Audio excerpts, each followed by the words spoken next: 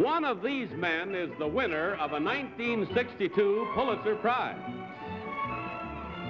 What is your name, please? My name is Robert D. Mullins. My name is Robert D. Mullins.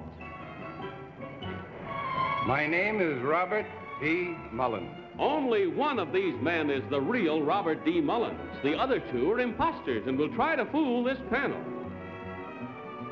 Johnny Carson, Mimi Benzel, and now appearing at the Empire Room of the Waldorf Astoria, Peter Lynn Hayes and Betty White, on To Tell the Truth with your host, Bud Collier.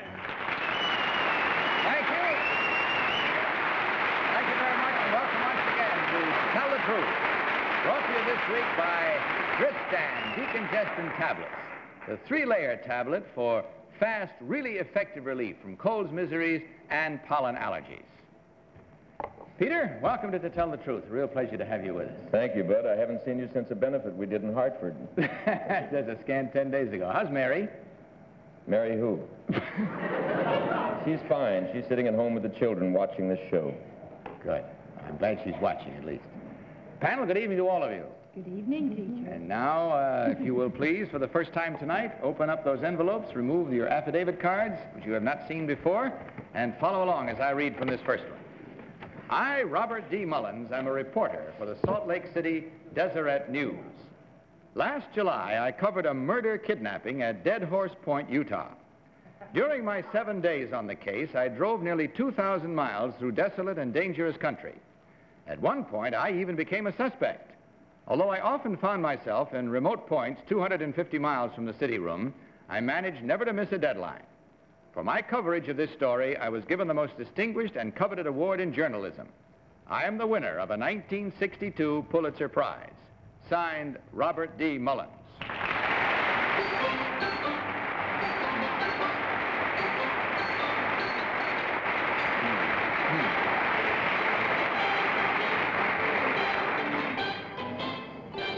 All right, panel, you heard these 3 gentlemen all claiming to be the distinguished writer, reporter, Robert D. Mullins, who won the Pulitzer Prize for journalism. And let's begin this questioning with Betty White. Betty?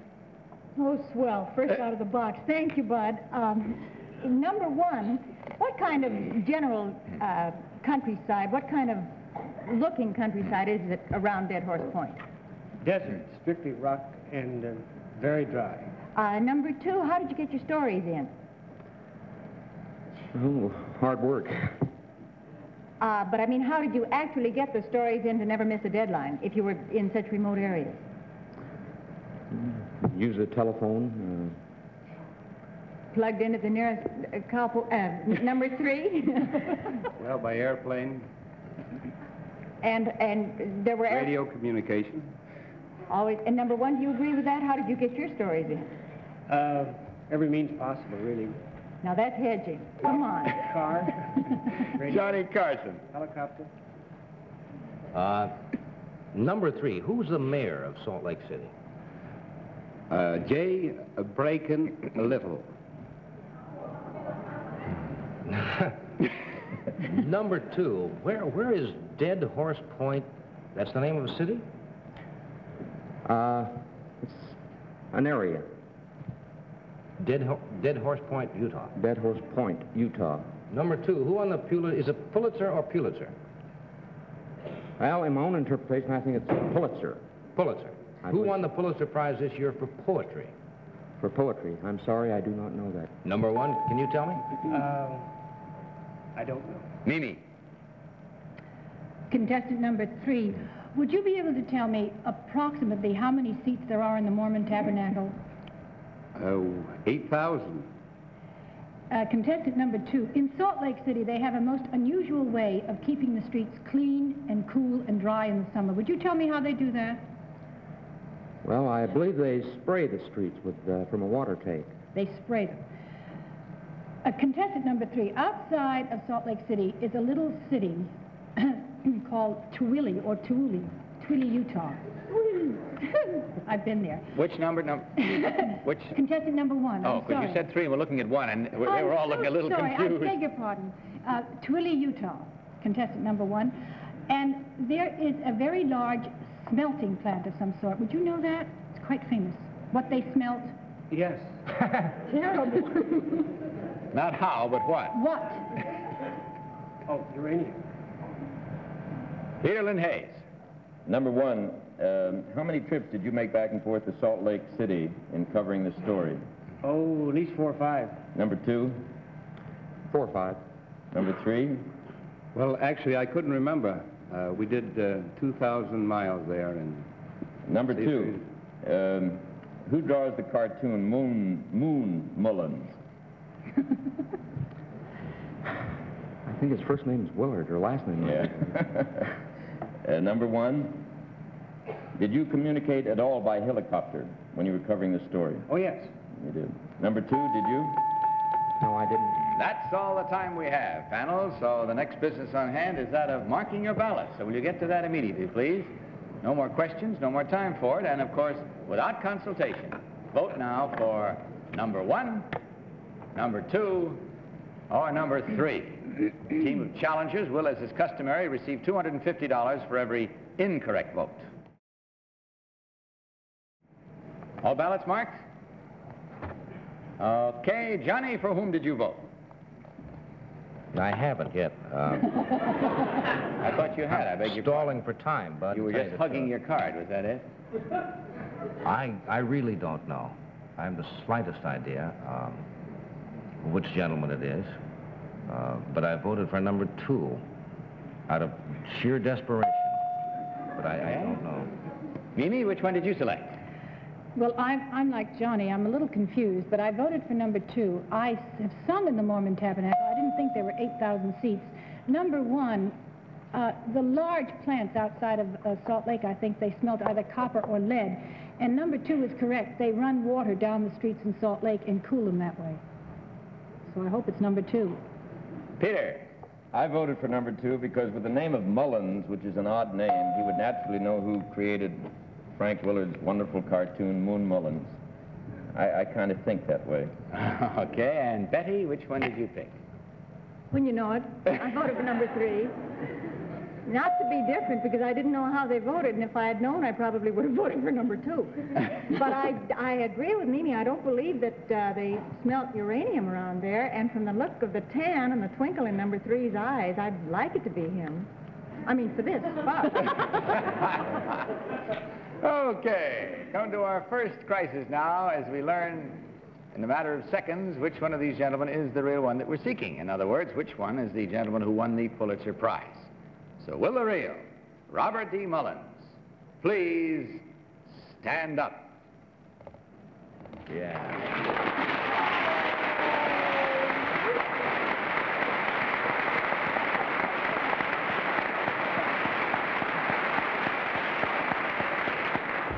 Thank you very much, Bob, and our sincere congratulations to you. Thank you very much, Bud. Job very well done. Well, if you're going to be wrong, be good and wrong. You might as well. How much was the prize worth? I'm just curious. $1,000. $1,000. It's funny because Frank Lesser and Abe Burrows had to split $500. I know.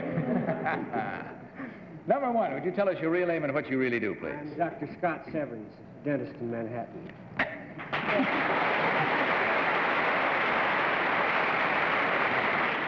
And number three, your real name and what you do, please. My name is Carol Dooley. I'm the managing director of 2 luxury resort hotels in Bermuda, the Bermudiana and Harmony Hall. Well,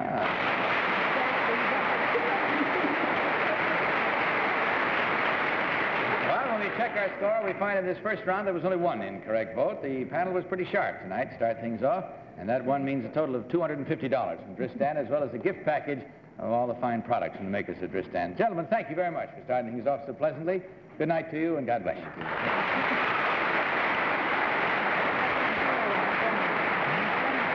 And now a word about Dristan decongestant tablets. When you're suffering from sinus congestion and cold's misery, when you're looking for real relief, what do you take? Aspirin? Aspirin was never designed to relieve congested sinuses or restore free breathing. Perhaps you try all-day colds capsules. But all-day capsules have no ingredients to relieve body aches or reduce fever of a cold. Dristan decongestant tablets are a more complete medication. Do a lot more for you than aspirin or all-day capsules. After you take Dristan, look. Dristan helps drain all 8 sinuses properly. Congestion, pressure, pain relieved. Free breathing restored. Nasal passages free and clear. Body aches relieved. Fever reduced. Dristan even helps build body resistance to cold's infection. Yes, for quick scientific relief from sinus congestion and cold's miseries, there's nothing like Dristan decongestant tablets. Now, panel, let's meet our next team of challengers.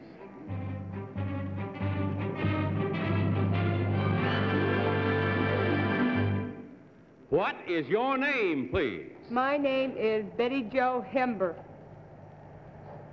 My name is Betty Jo Hember. My name is Betty Jo Hember. Again, follow along, panel, if you will, with your copies of this affidavit. I, Betty Jo Hember, am a college student. I'm also a bowler. Although I have bowled since I was 10 years old, my biggest thrill in the sport came last month at Phoenix, Arizona. There, in competition with the 20 qualifying finalists, I bowled a tournament average of 180 pins per game to become the Intercollegiate Women's Bowling Champion. Signed, Betty Jo Hember.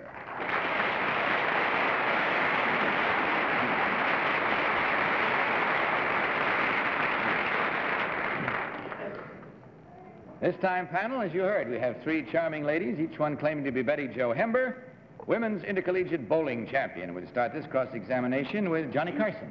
Johnny? Bud, I'm sorry. I'm going to have to disqualify myself. Huh? I know, I'm quite sure that I recognize a couple of these young ladies. Nothing personal. Okay, Johnny, I should. that disqualification will count as an incorrect vote when the total is tallied. Moves us along to Mimi. Thanks a lump, son. Contestant number 1, would you tell me what the lightest ball is that one could bowl with? 10 pounds. A 10-pound. That's right. Contestant number 2, do you agree with that? Yes. Contestant number 3, do you agree with that? Yes, I do. Contestant number 2, how many fingers do you put into the ball? 2 fingers. Contestant number 3, how many fingers do you put into the ball? 2 fingers. Contestant number 1? I put 3 fingers. Must be a tricky ball. Peter. Number 2, where is the Camelback Inn? The what? The Camelback Inn. I have no idea. Number 3. Number 1, where is the Camelback Inn? I don't know. You don't, eh? And you're the one that puts 3 fingers in. Where is Thunderbird Air Force Training School? Number 1. I'm sorry. Number 1. I don't know. Do you know number 2? No. Number 3? No. You never met anybody from the Air Force? They don't make girls like they used to. By George. Number 2, what's a perfect game? 300. Number 3? 300. Betty. Thank you, Bud. Number 3, how many 300 games have you ever bowled? None. Number 1? None. Number 2, how many times do you actually have to throw the ball to bowl 300? 10. Number 3, do you agree with that? 30. Number 1, do you agree with that? I agree with number 2. Number 2, do you bowl right or left-handed? Right-handed. Do you start off on your left or right foot? That's all the time we have, so we'll have to keep which foot it's on the wrong foot at the moment at least. Maybe it won't be, though, however, when we tally things up, because it's time now to vote. So will you kindly do so, panel? Without further ado, and above all, without consultation. Vote now for number 1, number 2, or number 3. All right, Johnny's goes as a disqualified vote or an incorrect vote as we total it up. Mimi, which one did you select? Well, I voted for contestant number 1, although I'm very surprised. When I take my little boy bowling, I think we get an 8-pound ball. I think there's a lighter ball. Of course, I didn't qualify for children. Also, whenever I've bowled, I've used 3 fingers unless something's wrong, unless it's a special kind of a ball. 3 fingers? All right, Peter. Well, I voted for number 2, and for a very simple reason. I know very little about bowling. I'm a golf addict. But I voted for number 2 because she has a lovely tan, and it's usually very sunny in Phoenix and Tucson. she has a lovely color. I voted for her for that simple reason. In bowling alleys, Mother? Betty, which one did you select? Lots of luck, Peter. I voted for the tan on the last one. We had 2 resort hotels in Bermuda. This is the kind of luck I had. Well, I voted for number 2 because, well, I liked her ready answers. She looks pretty athletic. And I think there are 2-finger balls, especially in tournament bowling. Okay, there we go once again. Our moment of truth is about to come up and stare us in the face. Let's see whether we wince the least bit as we face truth and find out which one of these ladies is the new Women's Intercollegiate Bowling Champion. So will the real Betty Jo Hember please stand up?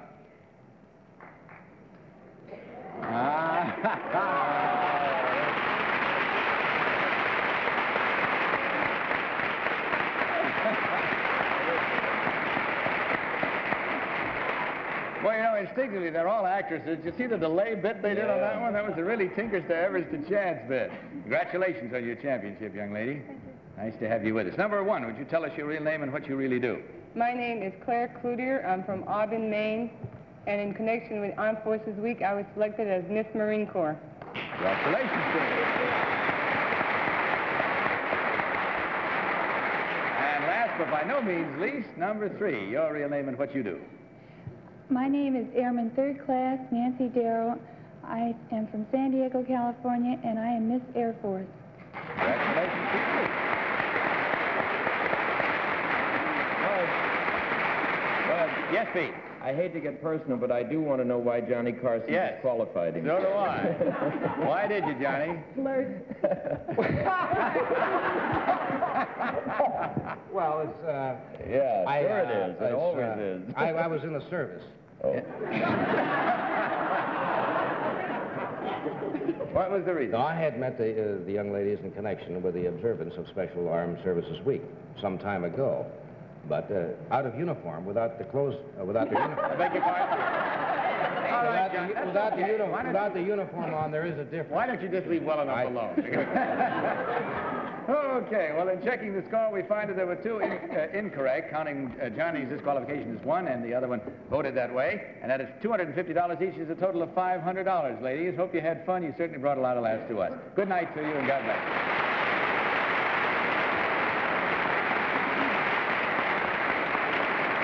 Starching keeps clothes fresher longer. And now, starching is easy. Here's why. Now, new Easy On Spray Starch with an exclusive formula will not scorch. New Easy On starches smoothly, evenly. When properly used, new Easy On will not scorch because Easy On puts an invisible scorch guard between the iron and the fabric. Iron without stick or drag and protect against scorching. Gives a fine laundry finish every time. Get new Easy On Spray Starch with an exclusive formula that will not scorch. And now a word about Sleep-Ease. Don't lie awake again tonight. Take Sleep-Ease. The next thing you know, it's morning. Sleep safely with Sleep-Ease, effective as phenobarbital, yet no drug hangover, no drug habit. When your wake center is active, you can't sleep. Medically proved Sleep-Ease turns off the wake center, brings on the start of sleep. You close your eyes, next thing you know, it's morning. Sleep-Ease, used as directed, effective as phenobarbital, yet so safe. No drug hangover, no drug habit. Now, panel, let's meet our 3rd team of challengers.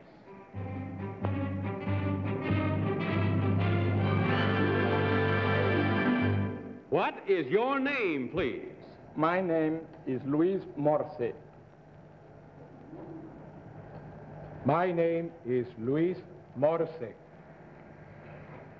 My name is Luis Morse. Again, follow along, panel, if you will, with your copies of this affidavit. I, Luis Morse, fled from my native Cuba in 1960. When I arrived in the United States, I joined the Cuban Army of Liberation. And in April of last year, I returned to my country as part of the invasion force which landed at the Bay of Pigs. I was wounded, then captured. Last month, 1,200 of us were given a mass trial and sentenced to 30 years at hard labor. Recently, without notice, 60 of us were released from prison and flown to this country and temporary freedom. Signed, Luis Morse.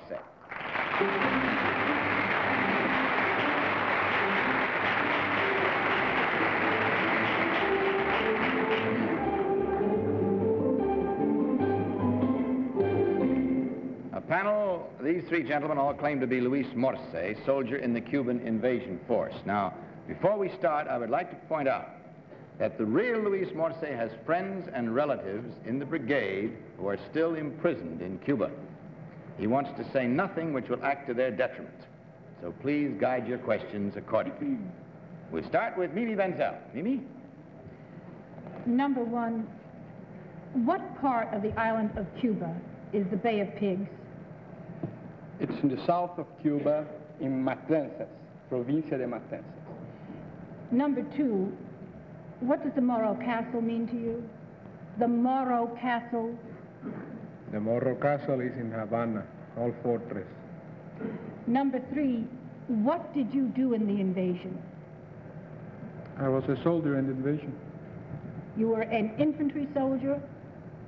I was second in command of a company in the invasion. Contestant number one, what was your wound? What was your wound? I was wounded in the shoulder, hit the nerve. Thank you. Peter. Number one, what is the home of Desi Arnaz? I really don't know. Number two, I was in prison for the last 2 years, and I used to be of a small town in Cuba.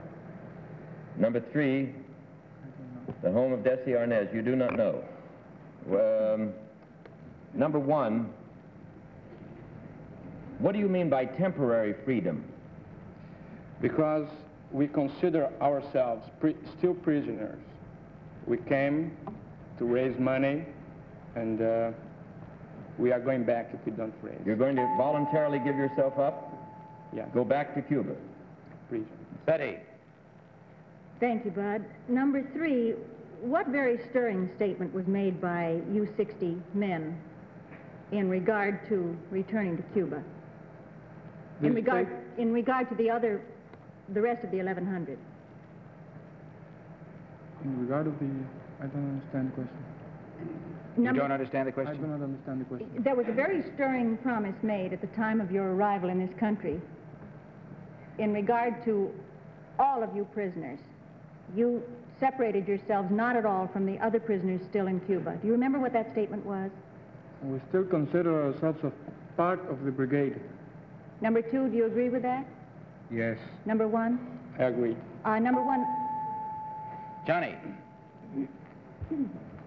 Number three, I don't know whether this is in the realm of questioning, but it interests me. Do you feel that this invasion of Cuba was ill-advised or ill-planned? I am sorry, I cannot answer any opinion. I just meant personally. I mean, how you felt personally about it.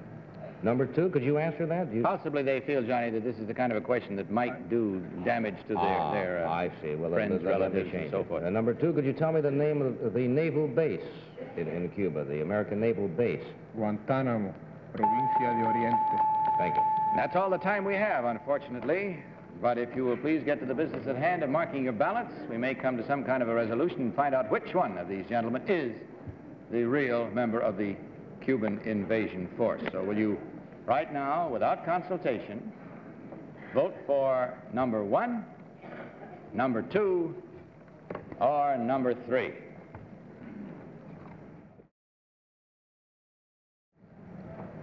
You know, when all ballots are marked. Yours marked, Johnny? Yes. Have you voted? Mimi voted? No, but... Okay. This is rather difficult. Yes, it is. Johnny, which one do you think is the real one? I'll go along with Pete. It's most difficult. This is such of an involved subject. You really have to have a little time to question, to try to narrow it down. I voted for three, I think, in response to Betty's question, I guess, and also because probably of not of the answer of the first question I asked tonight. I'll vote for number three. Mimi. Well, I entirely agree. This is the most difficult decision I've had to make. I really don't exactly know why I voted for number two. His answers are very concise, precise, and there was no hesitation on answering the historical parts, but I'm probably all wrong. Peter. I haven't a clue. I voted for number three because he has piercing blue eyes. And Betty, which one did you choose? I hope you'll be very happy. I voted for number 1. He looks like Jerry Lewis. No, but I really, on the basis of the answers, it was almost impossible to judge, so I had to go on my original hunch, which is generally wrong. All right, there we come once more now for the third time tonight to this moment of truth when we learn which one of these gentlemen is the one we're after. So, without any further ado, will the real Luis Morse please stand up? Yeah, we got it.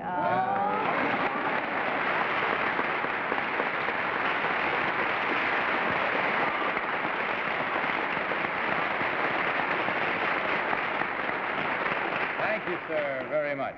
Pleasure to have you here with us tonight. Number 1, would you tell us your real name and what you really do, please? My name is Paulo Menezes, and I'm a Brazilian lawyer working on Wall Street.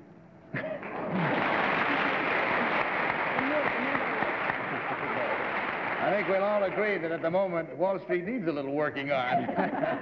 Number 2, may we have your real name and what you do, please? My name is Antonio Lizardi. I am not a Cuban. I do work as a public relations man for the Commonwealth of Puerto Rico. Thank you, sir.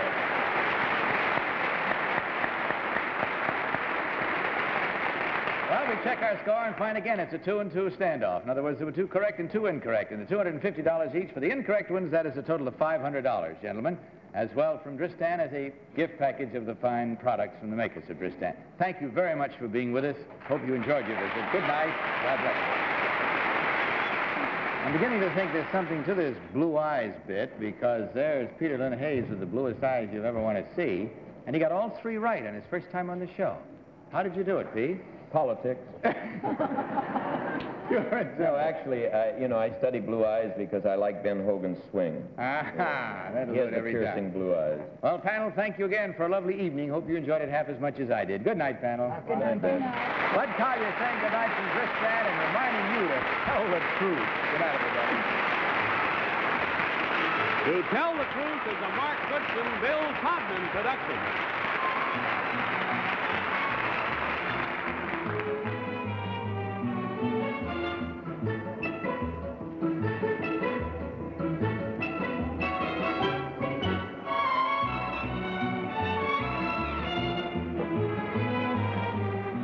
To Tell the Truth has been brought to you by Easy On Spray Starch. The new push-button starch, spray it, iron instantly. New Easy On Spray Starch. Johnny Olson saying goodnight for To Tell the Truth. This program is pre-recorded.